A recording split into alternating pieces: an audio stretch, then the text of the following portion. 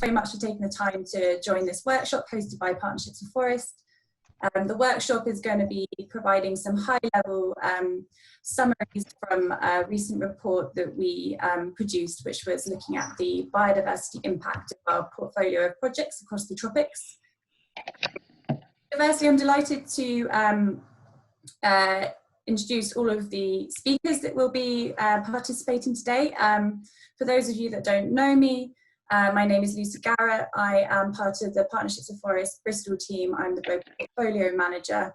And I'd like to start by just handing over to my colleague Katie McCoy, senior manager at Partnerships for Forest, just words about how you can participate in the workshop today. Thank you, Lucy, very much. Hi, welcome everybody. Just a note on how to participate. So we hope that we've got a rich set of presentations, and we really hope that you'll be involved in the Q&A. Just a couple of housekeeping things. If you're not speaking, please could you ensure that you're on mute and that your video is off. I know, Neil, you're queuing up because you're about to say a few words, so you're forgiven. If I could ask that everyone put themselves on mute and takes themselves off the video when they're not presenting or speaking. We're going to have a Q&A session, lots of time for Q&A at the end, but we really encourage you to enter your questions into the chat so as we go along. So please do, my colleague Poppy will prompt us to remind us to please enter our questions into the chat.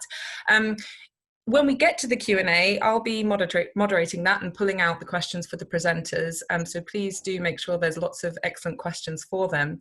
If you would rather ask your question out loud, there is a raise hand function in Zoom. So if you go to the participants tab at the bottom of your screen, and it'll open it up on the right-hand side. And at the bottom of that, it'll say raise hand. There's a button for raise hand. So when we get to the Q&A, if you would prefer to speak your question out loud, please just raise your hand and I'll come to you to ask you to ask your question.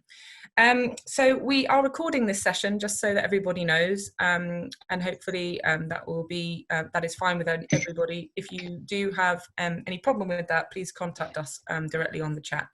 Bruce, I can see that you're not muted, so it'd be great if you could just mute momentarily. There's a little bit of background noise. Thank you.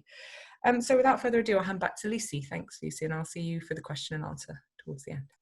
Thanks, Katie. So to set the scene, we'd like to start by just inviting Neil Scotland from FCDO to say a couple of words about where this work fits in. So Neil, over to you.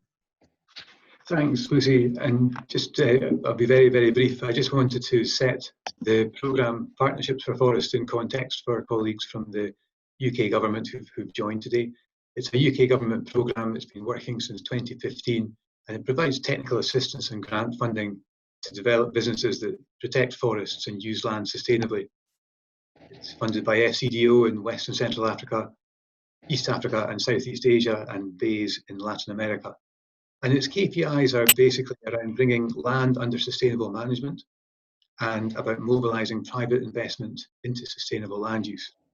And to date, it's secured investment of around £225 million in private investment, a ratio of 1 to 5, so £1 of public investment to every £5 of private investment. So it's really getting towards some serious numbers and proving this model of incubation. And it's working with around 50 business partnerships.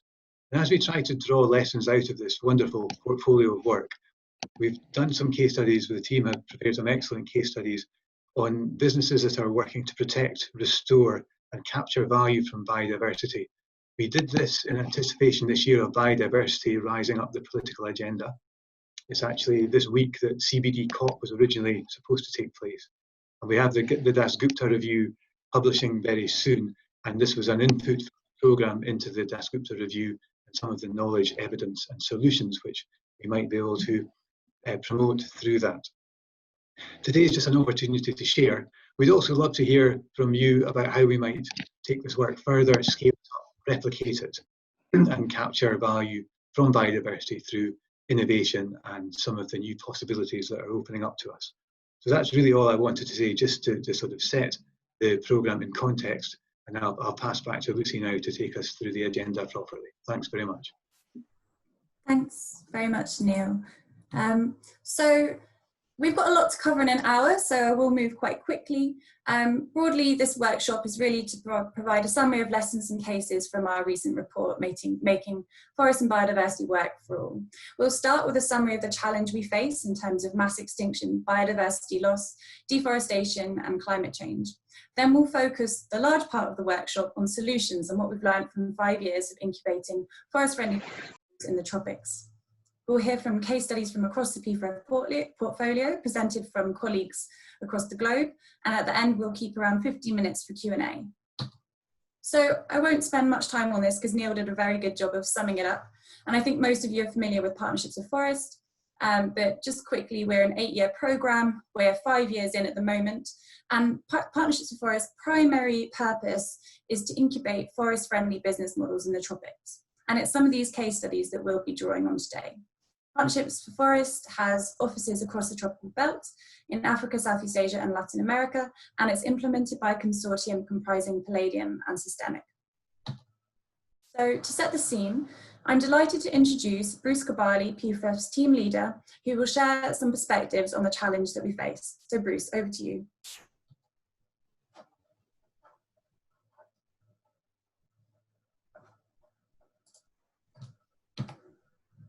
Bruce, you might be on mute. Okay, good morning. Thank you, Lucy. Sound check? Yes, we can hear you loud and clear. Okay. Good morning, everyone. Thank you so much for joining us. I wanted to start off just highlighting some recent findings from a government review of biodiversity, the Gupta review, that has made the case that our economies, livelihoods, and well-being all rely on nature. They succinctly sum it up by saying that without nature, there would be no life. Next slide, please, Lucy.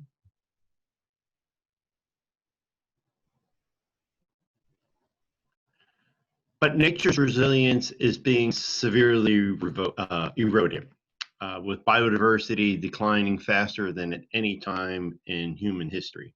Scientists say that we are currently in the midst of the greatest extinction since the demise of the dinosaurs, the 6th great extinction. In the past 4 decades, we've seen losses up to 60% in the populations of mammals, birds, fish, reptiles, and amphibians, mostly concentrated in the tropics. This is particularly acute in the tropics because they harbor about 2/3 of life as we know it on Earth, but only 10% of the planet's surface. Next slide, please. Biodiversity is an essential characteristic of nature, so the economics of biodiversity is therefore the economics of nature. And put simply, without nature, there is no economy. Thank you, Lucy.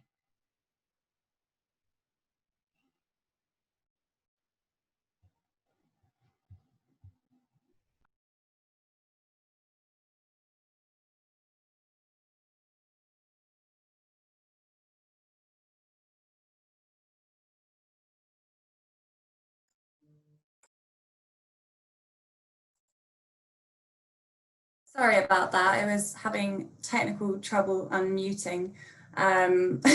Still a symptom of trying to work in this different world that we're in now. So I want to talk a bit about the solution to some of the issues that Bruce has kind of set out at a high level. So as it stands, our forests are being cut down. The forest frontier has been identified as the next kind of hotspot that's going to suffer from rampant deforestation and biodiversity loss. And P4F's forest-friendly business models can actually represent a part of the solution to reducing deforestation and pressure in that frontier. Our report demonstrates that inclusive business models that enhance or maintain biodiversity in a forest landscape exist and represent alternatives to business as usual. P4F's approach is to group different business models into 3 broad archetypes. The first archetype is to enhance the value of standing forest. These are the models that create new value chains for niche or emerging products from standing forests. So this can be nuts or resins, or as you'll hear about later, a premium value chain for forest coffee.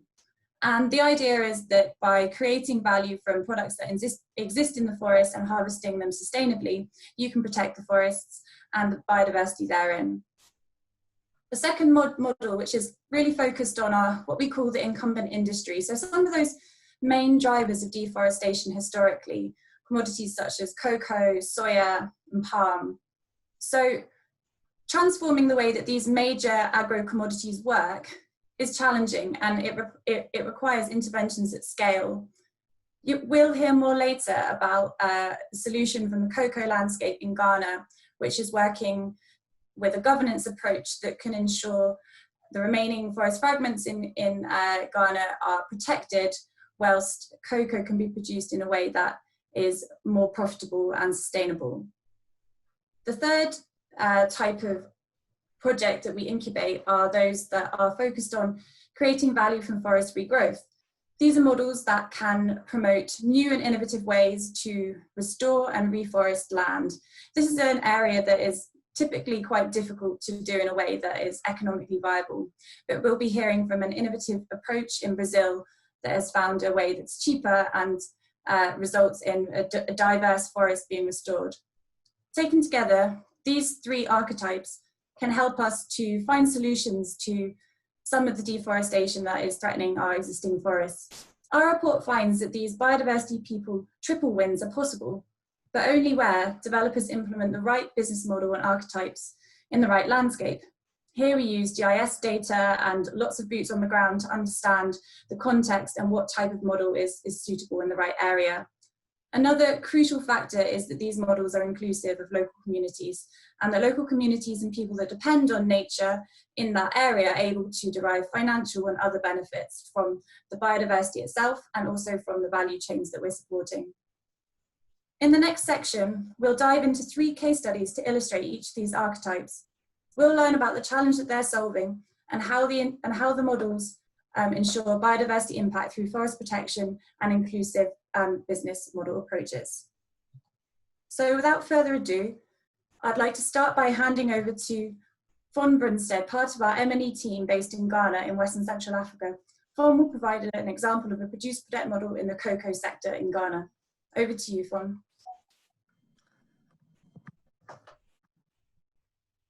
Thank you very much, Lucy. Good afternoon, everyone.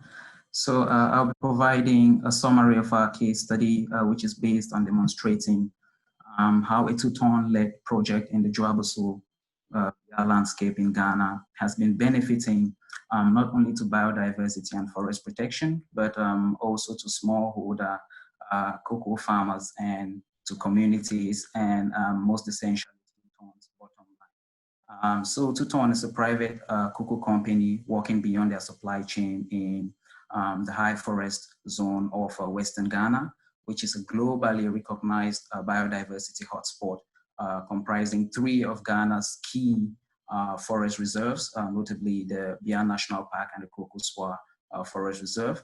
The landscape is equally a REDD+ priority area due to the high forest cover and the vulnerability of this forest to cocoa-led deforestation.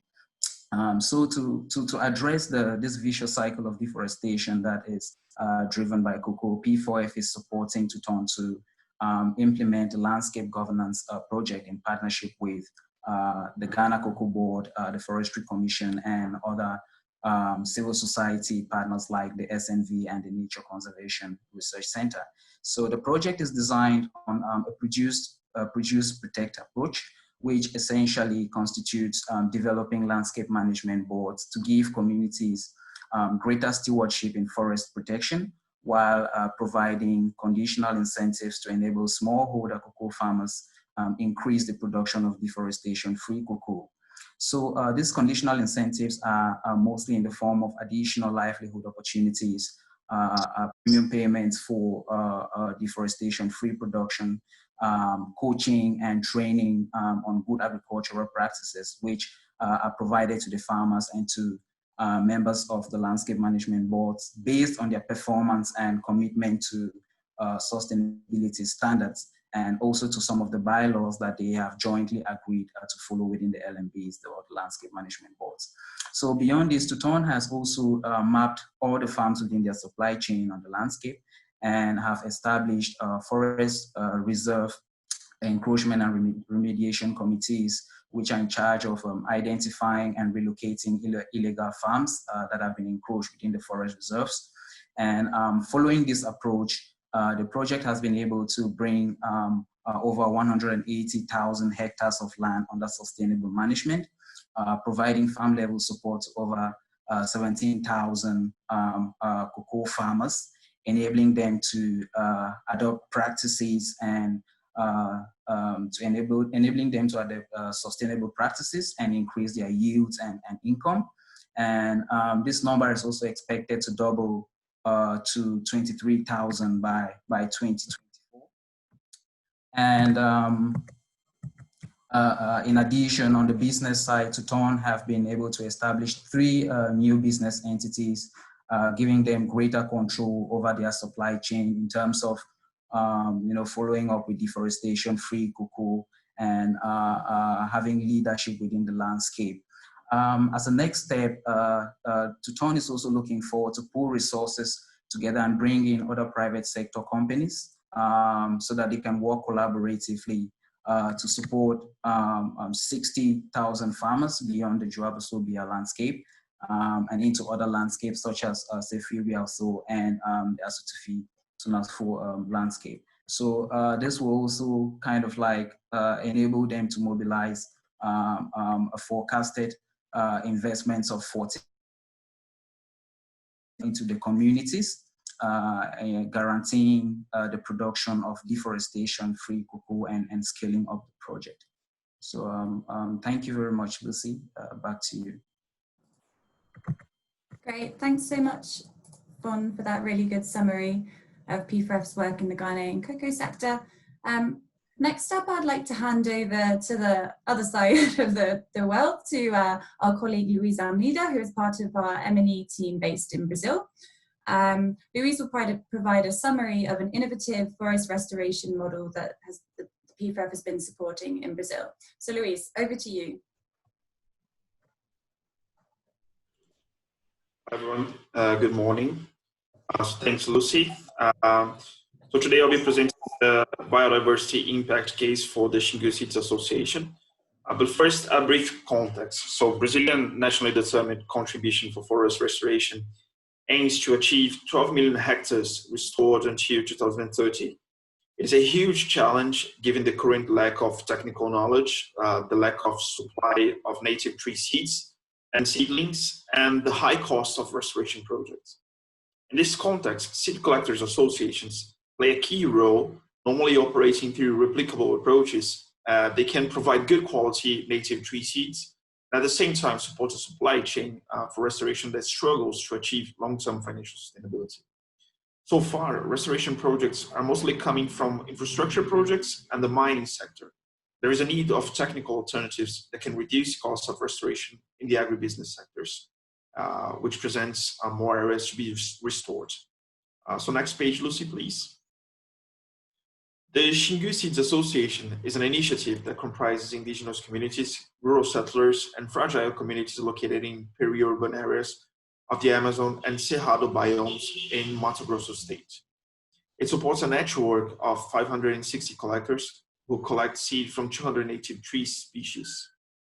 Seed collecting is mostly a complementary source of income for collectors, but has a relevant impact in their annual income. The association also promotes direct seeding as the best restoration technique. And through this approach, locally known as Muvuka, the restoration project mimics the natural restoration process with primary, secondary, and climax species included in batches of seeds that are sown into the ground.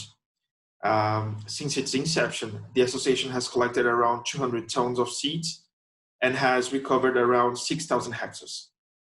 The association organizes seed collectors in a decentralized nuclei model, which is governed according to traditional roles within the traditional communities. The seed collectors elect representatives to act as nuclei links, which are responsible for organizing seed requests, weighing processed seeds, and sharing the payment between collectors according to their delivery. To prepare the mavuka, seeds from different species from different areas are mixed together, generating extra and interspecific genetic biodiversity that increases the chances of a forest under restoration to achieve success. P4F is supporting a study that will be published in 2021 to understand the impact of this genetic diversity in 4 key restorative species from Cerrado and the Amazon. Among other objectives achieved so far, P4F intervention contributed to strengthen the governance arrangement around the nucleus and the nuclear links, increasing the voice of the representative relevance of these actors in the local organization. This is critical to maintain the connection between the collectors and the Shingu Seeds Association itself, reducing uncertainties around the model, and increasing the long-term biodiversity impact perspective of the initiative.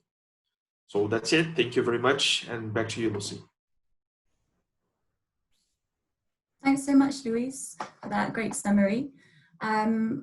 For our third case study, I'd like to invite Feka Tedesi, the regional manager from our East Africa office based in Ethiopia, to provide an example of a project which is enhancing the value of standing forest through developing a premium forest coffee value chain. So Feka, over to you. Thank you, Lucy. Good afternoon, everyone. I will be providing a brief overview on the Ethiopian wild coffee project in Ethiopia. So just a brief context, the Kaffa Biosphere Reserve in Ethiopia, found in the Afro-montane forests of the country, is one of 34 biodiversity hotspots of the world and has around 5,000 coffee Arabica varieties, all of which are native species to Ethiopia. This genetically diverse coffee has a great economic value for the global coffee industry, and a study on this topic has valued this wild genetic resource at around $1.5 billion per year. These super valuable forests are, however, being threatened by agricultural expansion and demand for wood fuel. To give some context, Ethiopia has already lost around 1/3 of its forest cover.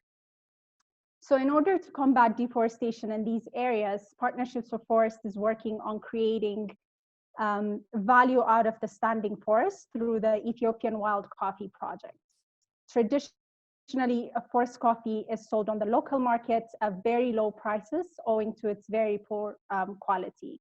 We are working to change that by developing a new premium forest coffee brand from around 150,000 hectares of forests.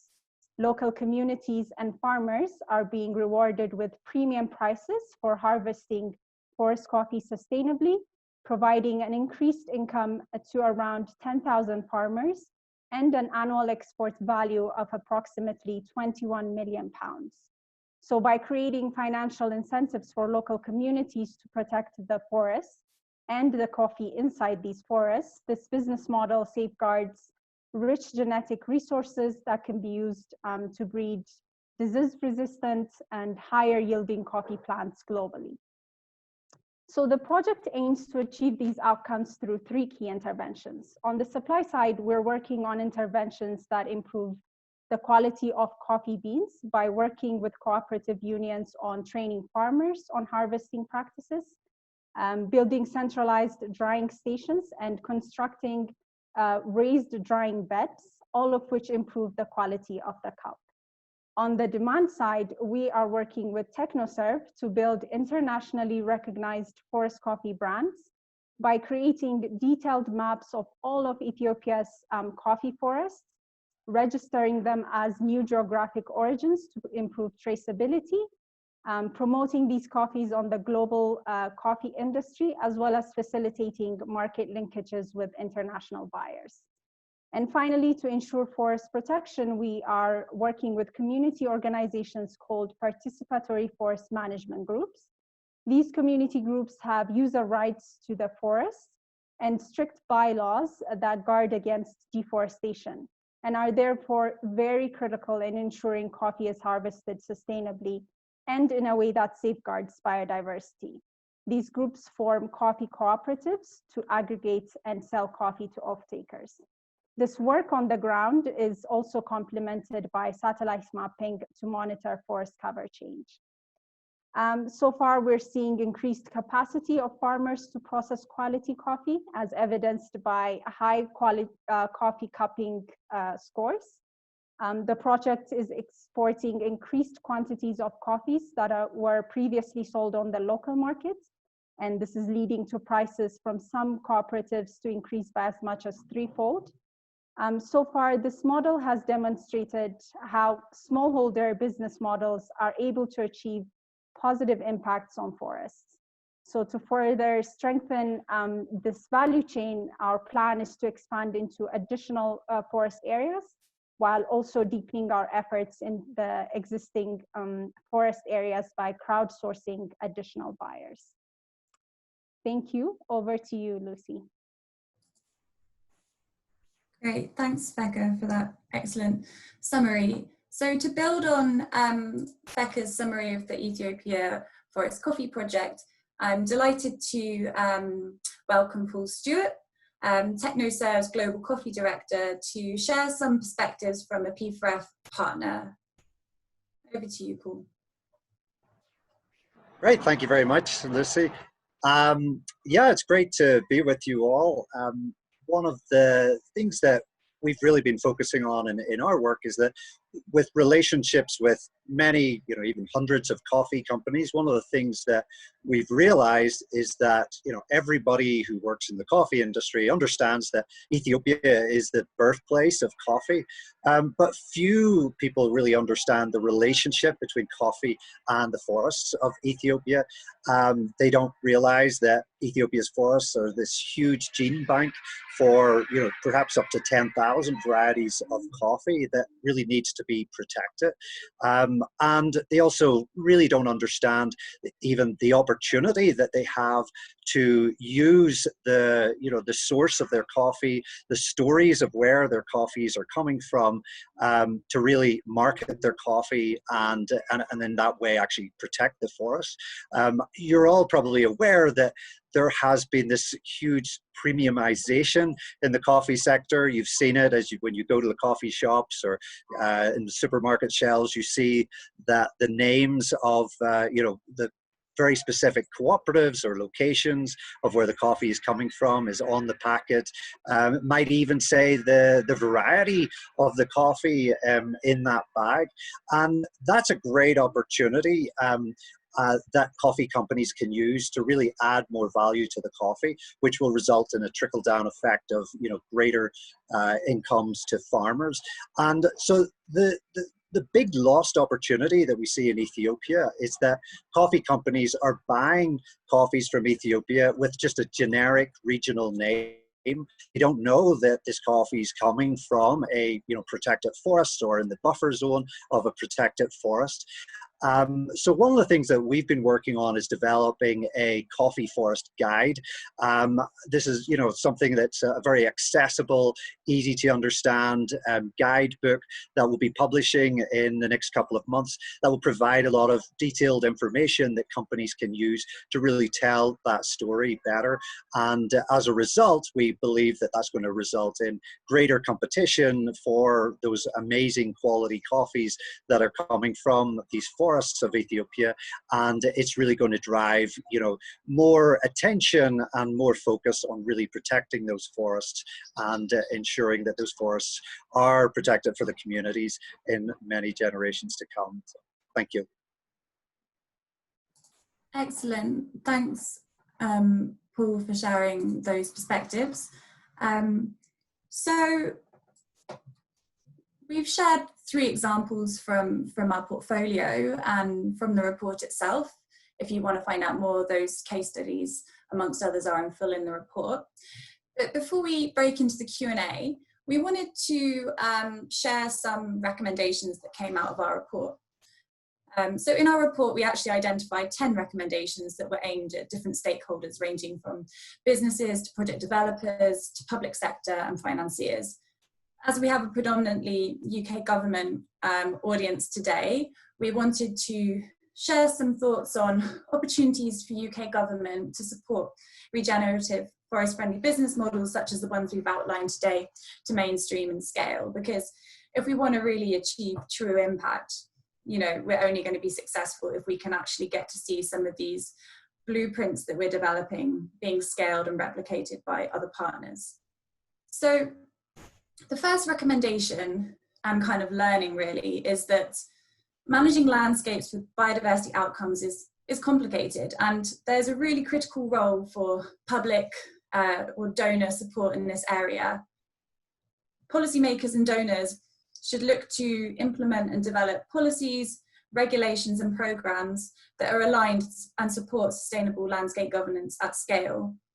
We see a lot of initiatives happening at this landscape level, but if we take, if we really think about how to create the right enabling environment for cocoa, for example, in Ghana to scale, what we need is more of these specific tailored programs that can create the right conditions for business and all the actors to kind of come together and work collaboratively in that landscape.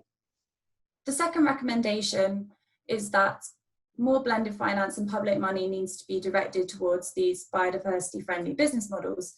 So many of these models that we're incubating, they're early stage, they are a bit different to what's out there already, and they have inherently high risk return profiles compared to kind of more conventional investments in the kind of low carbon energy or nature-based solutions space.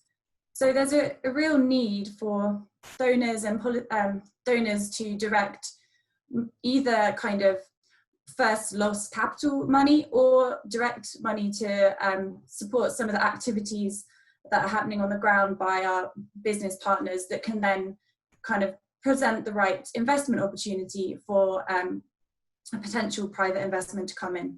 What we found from our experience is that most of the projects where we have leveraged private finance, there has been a public finance component. So it's really essential that this public finance element is scaled as we kind of move forward.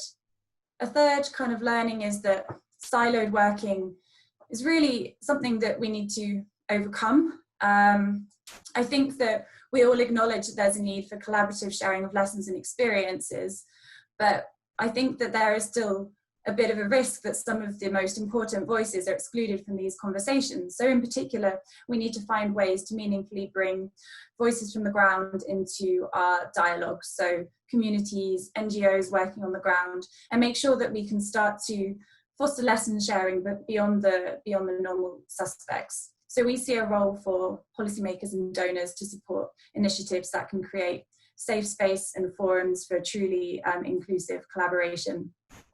Finally, the market for project developers and incubators needs to expand. So what we've learned from 5 years of working on P4F is that project development in this space is difficult. You know, it requires specialist knowledge, experience, and resources. All of the projects that we have supported via P4F have only been achieved through having some very, very experienced boots on the ground, through working with a wide array of partners, and through having appropriate tools and mechanisms and incubation processes to take an early immature idea all the way through to scale up when it can start to attract investment. So there's a need for more project developers and incubators to enter the market to provide companies and partners on the ground with the support that they need to incubate forest-friendly business models that represent viable investment opportunities. So I'll pause there, and what we'd like to do now is hand over to you guys really to ask some questions. So I'll hand over to Katie McCoy, who's going to moderate the Q&A. So Katie, over to you. Thanks, Lucy. And we've already had some great questions come through. So I'm encouraging you to continue to put your questions in the chat. If you, as I said at the beginning, would prefer to ask a question out loud, then please use the raise hand function, and I'll come to you directly so you can unmute yourself and pose a question to the presenter that you wish, or to all the presenters. So I'm going to kick off with some of the questions that we've had through the chat and keep my eyes peeled for anyone raising their hand. And I'm going to actually pose the scaling question first so that everybody has a bit of time to think about this. So we've had questions about scaling. Lucy, you sort of talked a little bit about how important scaling these models up is. So I'd like everyone, when I move on to another question, just to be thinking, and I'll come back to you on this question, but what are some of the barriers that in your experience, PFREF colleagues, in these projects that you've just been talking about, and Paul, perhaps you want to talk a little bit about this, and any barriers that you have found in getting these things to scale? And I'll come back to you. I'll give you a bit of time to think about that, and we'll come back to the scaling question near the end of the Q&A. So I'm going to kick off actually with a question that pertains to the sort of produce protect model. So Fon, the first question is really for you, and it's sort of been posed about how do we manage this tension between protecting biodiversity and forests while at the same time wanting to either exploit the forest products or agricultural commodities that are grown in the same landscape. So I suppose the question there is, how are we ensuring that protect part and not incentivizing further deforestation? And perhaps you can give an example from the cocoa sector. And Fon, over to you. Thank you very much, Katie. So it's a very interesting question. And I'd just like to say that what we've been doing so far is to incentivize community protection of the forest, basically by providing this kind of incentives such as alternative livelihood activities, and here I'm talking about enabling the farmers and the smallholder community to adopt different kind of income generating activities such as snail rearing and animal husbandry. We also have the women who have recently been more engaged with vegetable farming, and all these kind of activities provide more revenue and additional income to motivate the protection of the forest reserves, and goes beyond the gains that would have been made from forest expansion or cocoa farm expansion. So with these kind of incentives, and with also the different mechanisms that Tuton have put in place to provide some sort of premium payments for the farmers who are adhering to deforestation-free cocoa, there is an increase in the demand of deforestation-free cocoa production within the landscape. So, and just also to add that the landscape management boards that have been implemented sort of like bring together or aggregate the smallholder producers and kind of like stimulate them to adopt these laws, make them to see reason to voluntarily protect the forest, and take their farms out of the forest reserves and adopt sustainability practices. So yeah, in a nutshell, I would say that this kind of mechanism and this produce protect approach that has been used will instead lead, or it has been very positive in producing deforestation-free products instead, and not the reverse. Thank you. Thanks, Fon. Great. So I want to go to another question that we've had through, which is around the sort of the prerequisites to the models that we incubate in P4F. So what do we look for, what to be in place, things like land tenure, etc. And have we worked with other initiatives to foster that enabling environment? So I think what I'd like to see if we can draw out a couple of sort of real examples of how we do kind of foster that, and what we have as prerequisites for our model. So I will come to a couple of colleagues. Perhaps I could ask Feka to start to talk a little bit about what that means in the context of the EWC project, but very welcome for other colleagues to jump in. I just want to make sure that everyone gets a chance to say something. So Feka, do you want to talk a little bit about the prerequisites of our P4F models? Sure. Thanks, Katie. So I think prerequisites projects should obviously revolve around either forest protection or restoration, so definitely sustainable land use.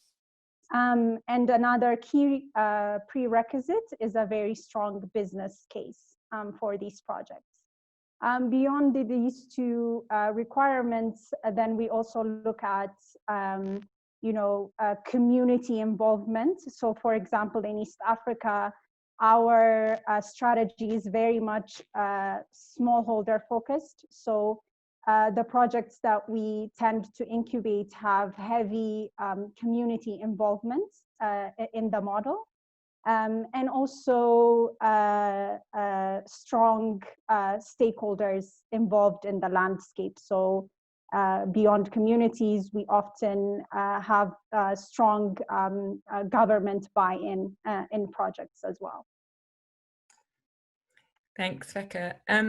I want to keep going through the questions, so we'll come back to any that anyone wants to elaborate on. But the next one that I want to bring to, I think this one I'll ask Paul if you want to answer, and then any other panelists if you'd like to talk about. So the question is, how do we familiarize investors with the wider landscape context that we're working in? How do we get them familiar, comfortable, and understanding that context of the landscapes that we're working in? Perhaps you want to say a little bit about any interactions that you have with investors, or any suggestions that you might have in that regard.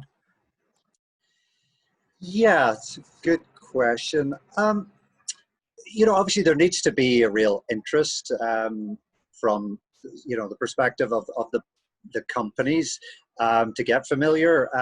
You know, one of the, and this perhaps touches a bit on the scaling question as well. You know, one of the things that we're hearing from a lot of you know, coffee buyers is that they are a little frustrated with certification programs that they've maybe been using for many years as a way of demonstrating to consumers that, you know, this coffee is ethically sourced in some way. You know, we've heard for many years companies, you know, being a little bit frustrated that, you know, certification in itself doesn't necessarily result in any investment in these landscapes. It's often, you know, what I hear people saying, it's just certifying the status quo. And so what I see is that, you know, as companies start to get more engaged in this question, asking a lot more questions about where is my coffee coming from, how, you know, how does this coffee interact with the, you know, with the local landscape, what's the impacts on biodiversity.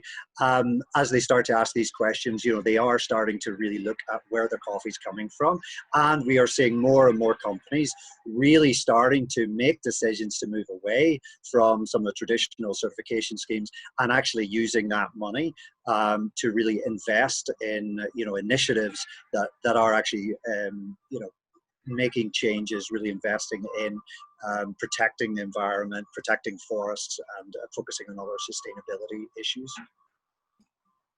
Thanks, Paul. And I want to just take one step sort of back to the enabling conditions piece, because it occurs to me that, Lucy, we have you on the line, and while you've been an excellent host, you also are responsible for our global enabling conditions work. So I wondered whether you wanted to also talk, so Veka talked about, from a project point of view, the kind of prerequisites that we look for in our projects, but we also have a whole output of work that is around enabling conditions. So I don't know whether you wanted to say a few words on how that fits together from a P4F perspective, you know, how we join that all up from on the ground projects to the overarching enabling conditions work, and maybe give a couple of examples there if you may. Yeah, sure.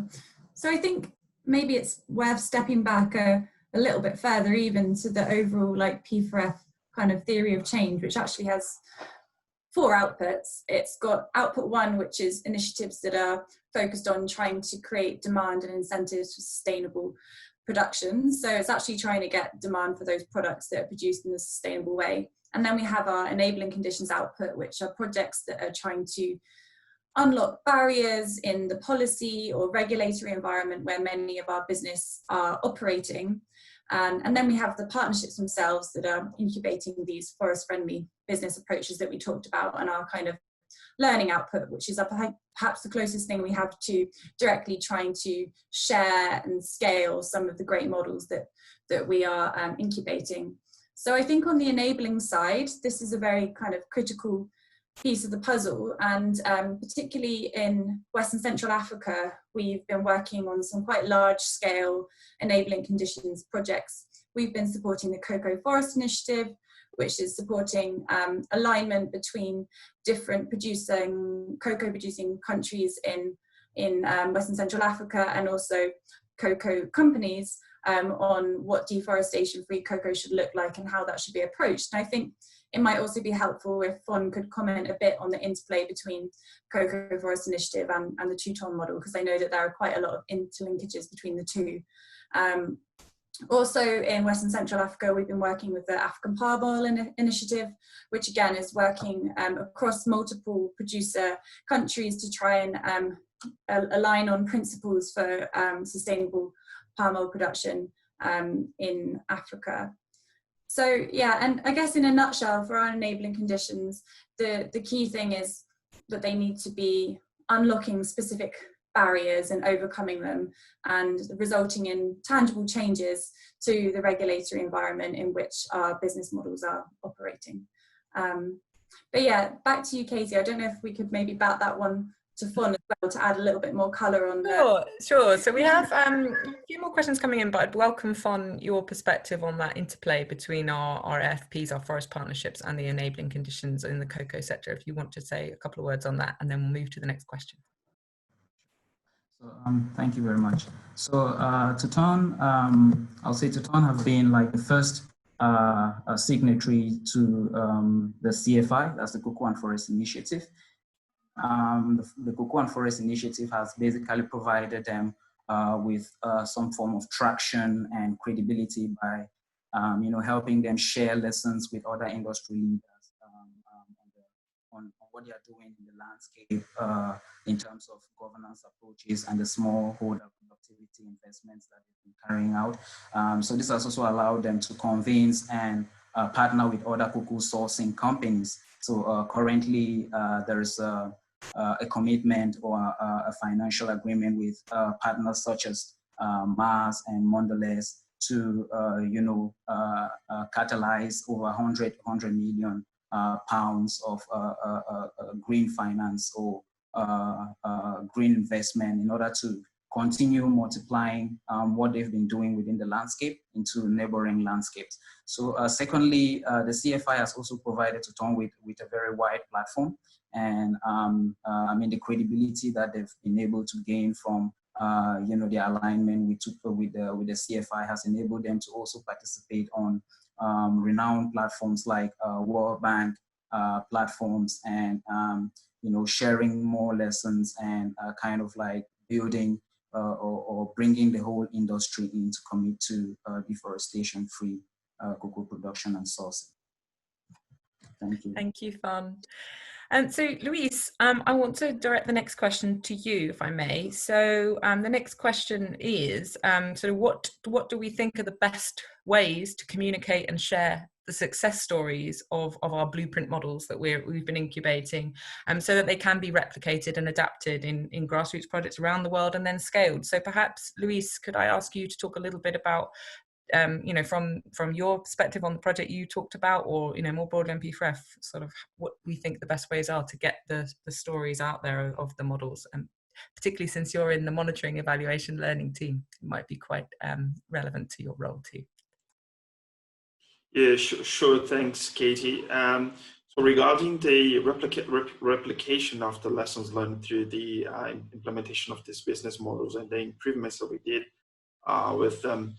So for example, on the case for the Shingu seeds, and also the linkages with the Movuka, which is an enabling condition, what we did is to develop and share the case studies and knowledge products around these two, the impacts achieved through these initiatives. So for example, through the Shingu Seeds Association, we were able to develop a new stakeholder engagement arrangement, changing the governance structure quite strongly. We changed the way that the links were, the nuclear links, the community's representatives were having their remuneration. So that's strengthening a lot the governance aspects of the Shingu Seeds Association. And we developed a very interesting case study around this experience, where we interviewed the stakeholders on the ground. We also showcase this to other associations, other seeds associations that are working in the Cerrado biome. So one other aspect that is quite interesting is that the Shingu Seeds Association is a very active association, but also it's the more mature seed collectors association in the landscape. So they have this one annual event where they request all other associations, seed collectors associations that are working in also the Mata Atlântica biome, the Cerrado biome, to share some lessons learned, and these materials are always shared and always presented to external stakeholders. So that's how we've been working to share this lessons learned. Thanks, Luis. One final question specifically for FON, and then we will go to the scaling question to wrap up. So for FON, how resilient are the forests that you're working with in that cocoa landscape to climate change? And under the kind of forecasted climate change conditions, how resilient are those forests, and will communities end up moving to different products? And do you want to say a word on the climate resilience of the forest landscape that you're working in there? Sure. I mean, so with the two-tone case, based on the model that is in place, the produce protect mechanism, we've seen an increase in the number of farmers that are adopting deforestation-free practices. So, I mean, there's been a 30% increase in the number of farmers that you know, Tuton has been able to bring in within the landscape management boards to consecrate and to commit to a responsible cocoa production. And we also see that the yields have increased by almost 40%. You know, giving the community stronger incentives, increasing their, you know, their economic independence, and really building this kind of community cohesion around forest protection. And you know, there is also a very strong monitoring and verification mechanism in place. Basically through you know, the creation of forest monitoring task forces who sort of like engage in the daily monitoring of the buffer zones and ensuring that farmers do not you know, establish farms within prohibited areas. So yeah, I mean, the project has really led to a strong community resilience and bringing in more farmers, more community members, you know, to gain consciousness about the importance of forests, not only to their yields, but also in terms of the economic advantage that this forest can, you know, provide to them beyond cutting down the trees and expanding cocoa farms. Thank you. I noticed that the question also refers to coffee, so I'm going to invite Feka to perhaps chip in there too, and perhaps then also segue into the scaling answer. So I'm afraid, Feka, you get to tackle that question first, although I know Paul did allude to it before. So yeah, over to you. Sure, thanks, Katie. So I think this is an excellent question around resilience in relation to climate change. And there was actually a study alluding to, you know, highly threatened forest biodiversity resources due to climate change, because Arabica coffee tends to do well at higher altitudes. And because of climate change, you know, farmers, smallholders are being forced to plant higher and higher. And so, which is what makes our work on preserving these biodiversity forests all the more critical, and because they are the gene banks for basically all of the forests, the coffee varieties that are used in plantations and garden coffee varieties. And so it's hugely important that we preserve these biodiversity hotspots so that yeah, we are combating climate change as well. And maybe, Katie, can you quickly remind me the question on scaling as well? So the question, which is for everyone, although I am going to come to Bruce next, so Bruce, prepare yourself, was what have we found as P4F or our partners are the biggest barriers to scaling these projects up? So you could pick one if there's one that comes to mind, or if there isn't, I'll come directly to Bruce. Yeah, so I think in terms of scaling, I believe probably the biggest challenge is attracting additional investors. Oftentimes we do incubate really interesting models, but ultimately the full success lies in replicating and scaling these models beyond the original geographic area that they piloted in. So I would say that's probably the biggest obstacle, in my opinion. Over to you, Katie. Thanks, Becca. Bruce, I'm coming to you next, just to say, in your capacity as team leader, you get oversight across the portfolio and across the regions, and have been with the project for a number of years, the program for a number of years. So, would you like to comment on some of the key barriers to scaling that the program has seen, or our partners have seen?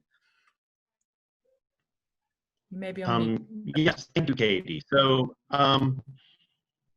Let me start first with our theory of change. And so there are two pathways for us to get to impact.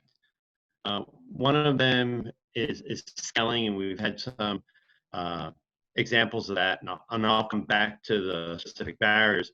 But the other pathway towards impact for our theory of change is through replication. So we kind of look at what the opportunities are in those two pathways. Now, coming back to scaling, you can think about scaling at three different levels. One, you can try to scale an existing business, and I think the seed network that Luis presented is kind of a good example of that.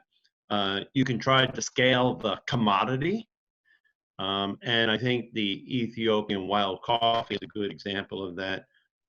Or you could try to scale the sector as a whole, which gets more into our output around enabling conditions.